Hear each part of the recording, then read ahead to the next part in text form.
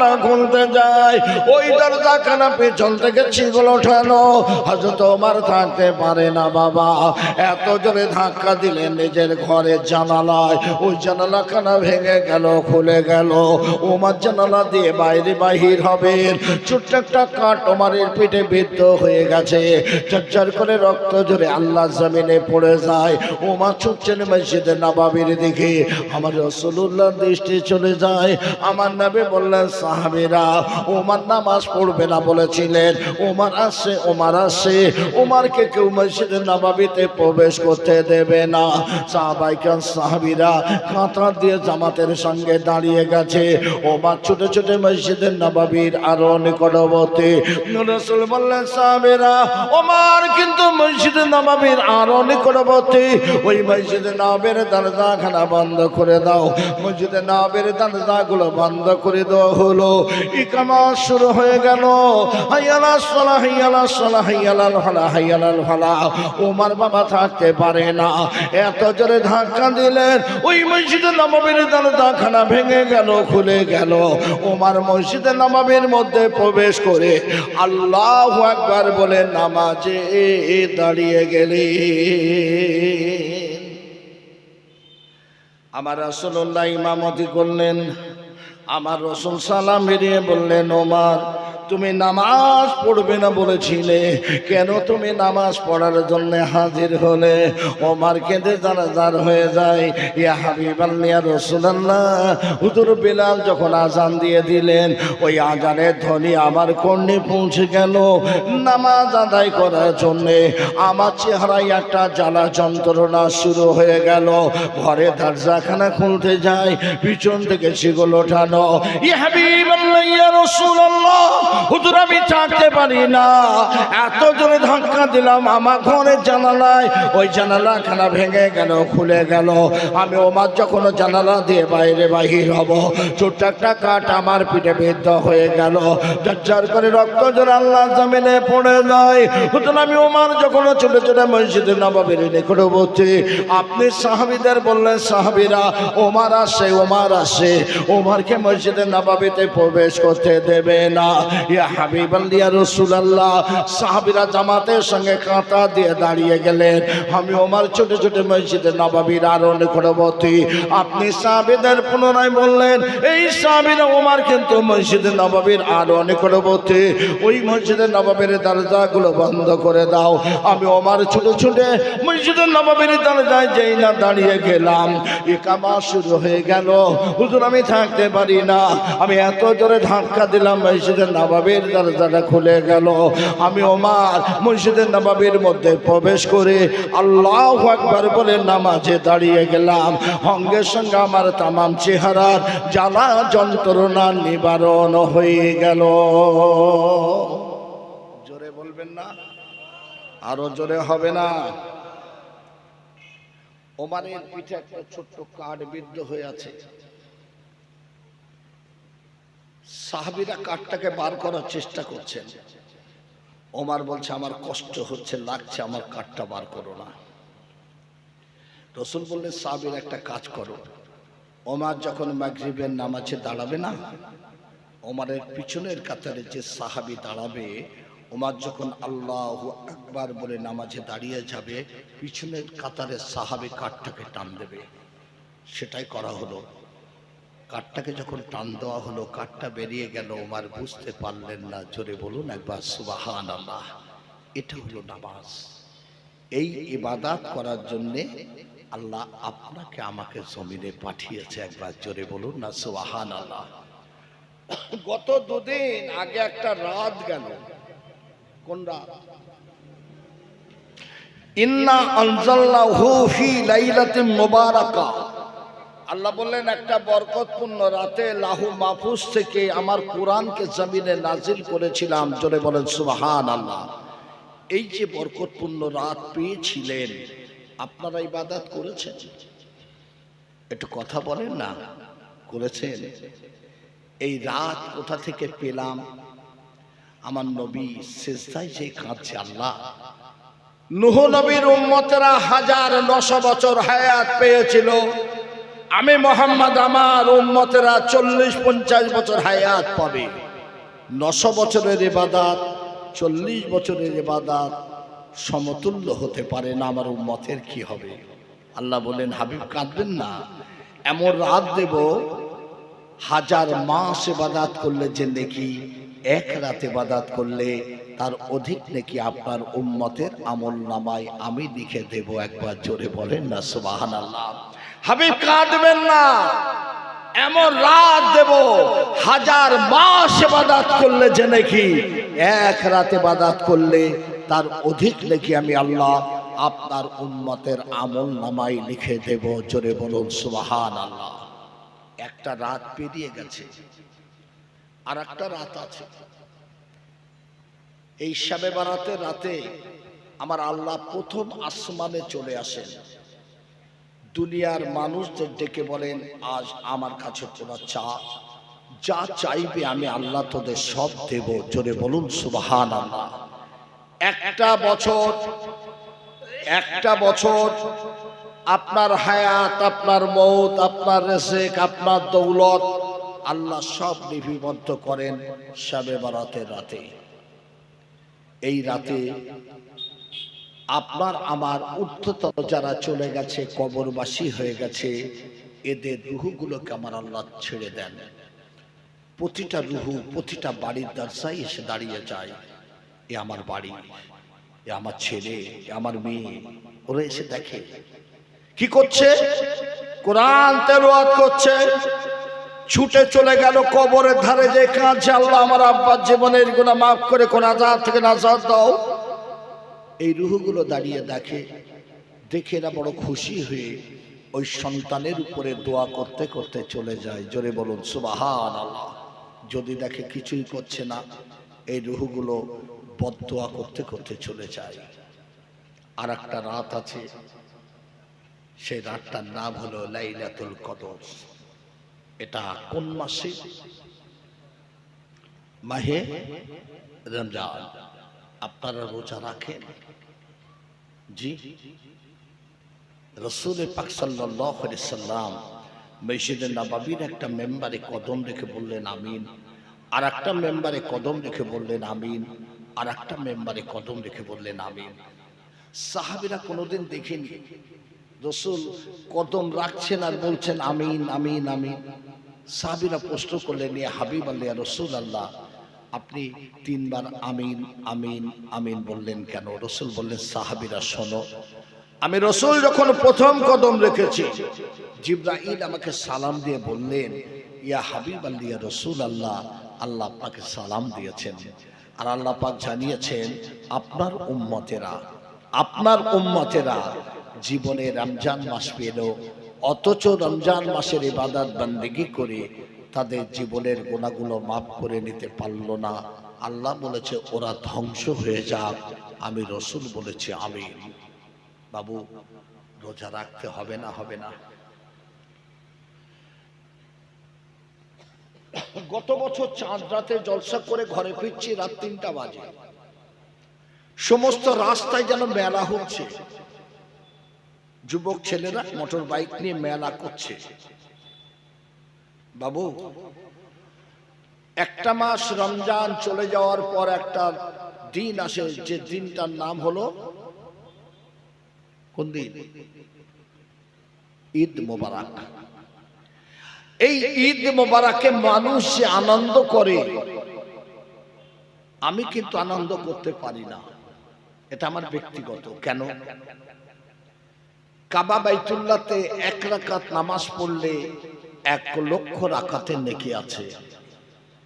মসজিদে নববীতে 1 রাকাত নামাজ পড়লে 50,000 রাকাতের নেকি আছে। বাইতুল মুকাদ্দাসে 1 রাকাত নামাজ পড়লে 25,000 রাকাতের নেকি আছে। আর এই গ্রামের মসজিদে 1 রাকাত নামাজ পড়লে 1 রাকাতের নেকি আছে। কিন্তু রমজান মাসে আমার আল্লাহ 1 থেকে 70 রাকাতের নেকি লিখে দেন। জোরে হবে? আরো জোরে হবে না? তাহলে মাসটা চলে গেল, ঈদের দিন মাসটা চলে গেল, সেই আবার 1 রাকাতে চলে এলো। রমজান মাসে আপনি যত খান, যত খরচ করেন, কোনো হিসাব আল্লাহ দরবারে দিতে হবে না। জোরে বলো সুবহানাল্লাহ। মাসটা চলে গেছে। রমজান মাসে আল্লাহ ইবলিস শয়তানকে বন্দী করে রেখে দেয়, মানুষের অসহাসা দিয়ে কুকর্মে লিপ্ত করতে পারে না। মাসটা চলে গেল, আপনি আনন্দ করছেন। রমজান মাসে আপনার ঊর্ধ্বতন যারা কবরবাসী হয়ে গেছে, আল্লাহ এদের কবরের আযাব থেকে নাজাত করে দেয়। ঈদের দিন আবার পুনরায় কবরের আযাব শুরু হয়ে গেল। তাহলে ভাবুন, এই মাসটা চলে যাওয়ার পর আবার সব স্বাভাবিক, আবার সেই গুনাহ আর গুনাহ। ঈদের দিন আপনার মনে হয় না আমি নামাজ পড়েছি, রোজা করেছি, ইবাদত করেছি, সেহরি করেছি, ইফতারি করেছি, কবুল হলো কিনা আমি জানি না। আনন্দ কি কারণে করব বলেন? আজ আমি আপনাদের বোঝানোর জন্য বলছি। রাসূল বললেন, সাহাবীরা, আমি রাসূলুল্লাহ যখন প্রথম কদম দেখেছি, জিবরাইল আমাকে সালাম দিয়ে বললেন, ইয়া হাবিবাল্লাহ, ইয়া রাসূলুল্লাহ, আল্লাহ আপনাকে সালাম দিয়েছেন, আমার আল্লাহ জানিয়ে দিয়েছেন আপনার উম্মতেরা রমজান মাস পেল, অথচ রমজান মাসের ইবাদত বান্দেগি করে তাদের জীবনের গুনাহটাকে মাফ করে নিতে পারল না। আল্লাহ বলেছে ওরা ধ্বংস হয়ে যাক। আমি রাসূলুল্লাহ বলেছি আমিন। রোজা রাখতে হবে তো? একটু কথা বলে।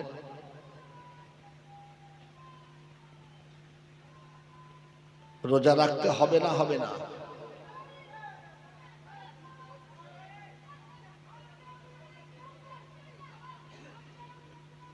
একটু তাকবীর দিন। নারায়ে তাকবীর, নারায়ে তাকবীর। সিলসিলায়ে হক মুজাদ্দিদে জামান जिंदाबाद, सिलसिला हक मुजाद्दिदे ज़मान जिंदाबाद, औलाद मुजाद्दिदे ज़मान जिंदाबाद, औलाद मुजाद्दिदे ज़मान जिंदाबाद, इरशाद हुजूर किबला जिंदाबाद, इरशाद हुजूर किबला जिंदाबाद। नारे तकबीर, अल्लाहु আকবার, नारे तकबीर, अल्लाहु আকবার। সবাই খুশি তো নাকি? জি। আপনাদের অসুবিধা হচ্ছে না তো? আমার বক্তব্য অসুবিধা হচ্ছে না তো? বিসমিল্লাহির রহমানির রহিম। ইয়া আইয়ুহাল্লাযীনা আমানু কুতিবা আলাইকুমুস সিয়াম কামা কুতিবা আলাল্লাযীনা মিন ক্বাবলিকুম লাআল্লাকুম তাত্তাকুন। আল্লাহ বলেন, ঈমানদারগণেরা, আমি আল্লাহ তোদের উপরে রোজাকে ফরজ করে দিয়েছি, যেমন অন্যান্য নবীর উম্মতের উপরে রোজাটাকে ফরজ করেছিলাম। একবার জোরে বলুন সুবহানাল্লাহ। রমজান মাসে যদি কোনো মানুষ একটা রোজা ছেড়ে দেয়, তার পরিবর্তে তাকে 60টা রোজা করতে হবে। কথা বুঝে এসছে? এক মাস যদি কেউ রোজা না করে, তাকে 1800 রোজা রাখতে হবে। কথা বুঝে এসছে? এই রোজাকে আমার আল্লাহ ফরজ করে দিয়েছে। রোজার ইজ্জত, মর্যাদা, গুরুত্ব কতখানি দেখুন। কিয়ামতের ময়দানে একটা দিন হবে 50,000 বছরের সমতুল্য। মাথার উপরে সূর্য আসবে, ওই সূর্যের 12টা মুখ হবে, চেহারা দিয়ে ঘেনুগুলো গড়িয়ে পড়বে। দুনিয়ার মানুষ পানি পানি করে জিহ্বাটা নাভি পর্যন্ত ঝুলে যাবে। এরা দেখবে একদল মানুষ আল্লাহর আরশে আযমের নিচে তারা জান্নাতি পানি পান করছে, জান্নাতি খানা ভক্ষণ করছে। জোরে বলবেন না সুবহানাল্লাহ? এরা চিৎকার করে বলবে, আল্লাহ ওরা কারা, ওরা কি ইবাদত করেছিল জমিনে? আমার আল্লাহ বলবেন, এই ওরা হলো আমার মেহমান, ওরা হলো রোজাদার। জোরে বলুন সুবহানাল্লাহ। ওদের সম্মুখে জমিনে পানি ছিল, আমি আল্লাহ আমাকে দেখে নাই, আমার জান্নাত দেখে নাই, আমার জাহান্নাম দেখে নাই। ওরা বৈশাখ মাসের রৌদ্রে গলাটা শুকিয়ে গেছিল, ওরা আমার কথা হুকুম মেনে নিয়ে পানি পান করে নাই। খাদ্য ছিল, ওরা ভক্ষণ করে নাই, রোজা রেখেছিল। আমি বলেছিলাম, বান্দার নামাজটা তোদের জন্যে, রোজা আমি আল্লাহ আমার জন্যে। রোজার যা যা বদলার সঙ্গ আমি আল্লাহ। জোরে বলুন সুবহানাল্লাহ। আমি আল্লাহ আজকে কঠিন মুসিবতের দিনে আমার রোজাদারদের আমি আমার জান্নাতি খানা ভক্ষণ করায়, জান্নাতি পানি পান করায়, আমার আরশে আজমের নিচে তাদের ছায়া প্রদান করি। জোরে বলুন সুবহানাল্লাহ। বাবু কটা রোজা রাখেন? 30। একটা রোজার সমান কটা রোজার নেকি আছে জানা আছে তো? একটা রোজার সমান, আগেও বলো অষ্টা করেছি আমি, আবার নতুন করে করছি, 10টা রোজার নেকি আছে। সুবহানাল্লাহ হবে? সুবহানাল্লাহ হবে না? তাহলে 30 10 কত হচ্ছে? 300। রমজান মাসের পর কোন মাস? এ মাসে কটা রোজা? 6টি রোজা। 6টি সমান 60টা রোজার নেকি আছে। 30 + 6 36টা রোজা যারা রাখবে আল্লাহ পাক তাদের আমলনামায় একটা বছর রোজার নেকি লিখে দেন। জোরে হবে? বছরে 5 দিন রোজা রাখা হারাম আছে, 2টি ঈদ, কুরবানি ঈদের পরে 3 দিন রোজা রাখা হারাম। আল্লাহর নবী ইদ্রিস আলাইহিস সালামের নাম শুনেছেন, গোটা বছর রোজা রাখতেন। সন্ধ্যাবেলা জান্নাত থেকে ইফতারি ফেরেশতারা প্যাকেট করে ইদ্রিস নবীর ঘরের দরজায় দিয়ে যেতেন। ইদ্রিস নবী বসে আছেন, পিছন থেকে একটা ডাক এসেছে, ইদ্রিস নবী কে? তাকিয়ে দেখছেন মালাকুল মউত আজরাইল আলাইহিস সালাম। এ বাবু, আজরাইলকে যদি আপনারা কেউ চিনতে পারেন, ভয় পাবেন না? পাবেন না? পাবেন না? ইদ্রিস নবী ভয় পেলেন না। আজরাইল দেখে লক্ষ্য করে বললেন, কি ব্যাপার আজরাইল, সময় হয়ে গেল, আমার রূহ নিতে এসেছো? বলছেন, আমি রূহ নিতে আসিনি। কি জন্য এসেছো? এসেছি আপনি গোটা বছর রোজা রাখেন, আল্লাহর হুকুম নিয়ে আমার আসন ছেড়ে আপনার কাছে এসেছি আপনার সঙ্গে বন্ধুত্ব করার জন্য। জোরে বলবেন না? আরো জোরে হবে না?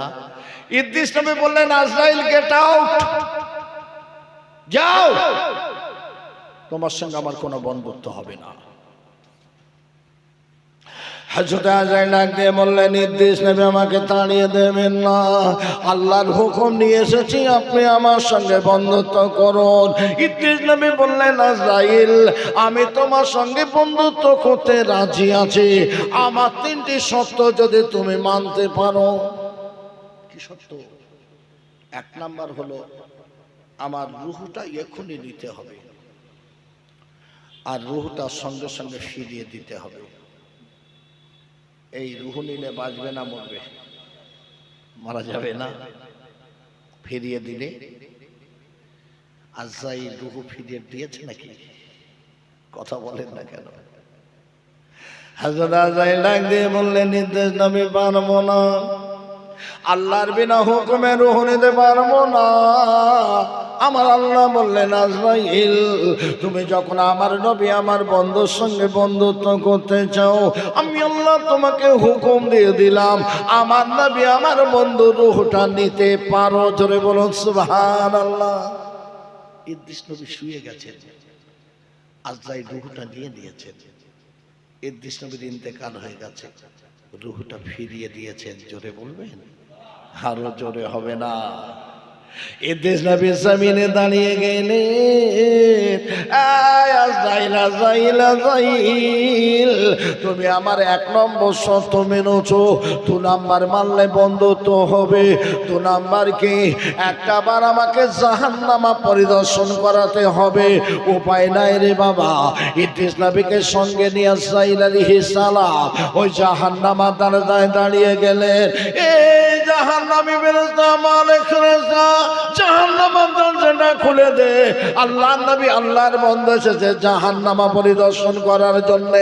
মালিক ফেরেশতা জাহান্নামের দরজা খুলে দিলেন। ইদ্রিস নবী জাহান্নামের মধ্যে চলে গেলেন।